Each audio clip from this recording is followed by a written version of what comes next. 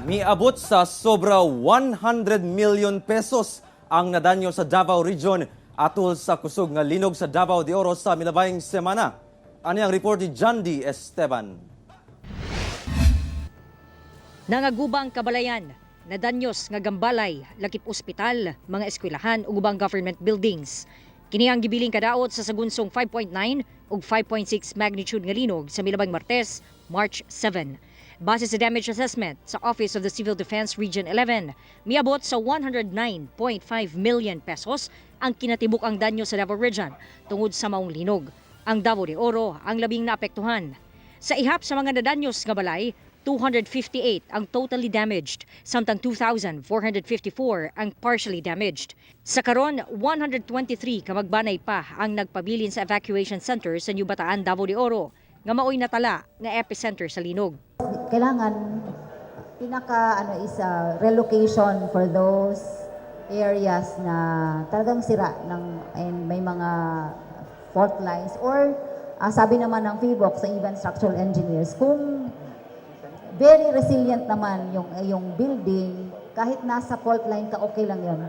Samtang moabot sa 110 ka family tents ug 320 ka modular tents ang nahatag sa DSWD ngadto sa mga nagubaan ug balay, samtang 21,504 ang nahatagan og food packs. Plano sab sa buhatan nga mohanyag og cash for work program alang sa mga apektado.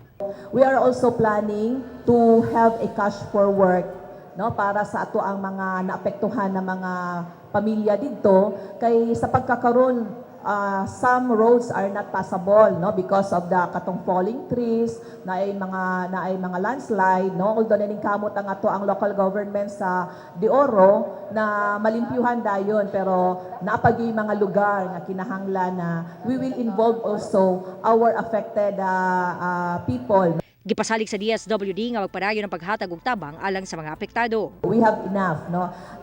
Isa pa, gina-follow namo ang marching orders ato ang presidente na in times of disaster dapat walay pamilya nga magutman.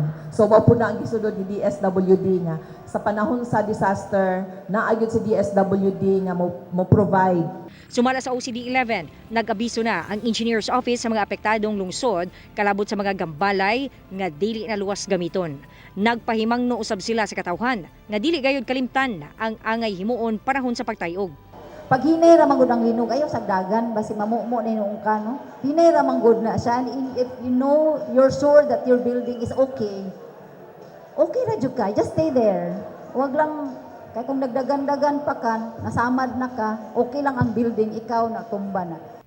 Kauban si Jojo Solarte sa kamera. Ako si John D. Esteban para sa One Mindanao.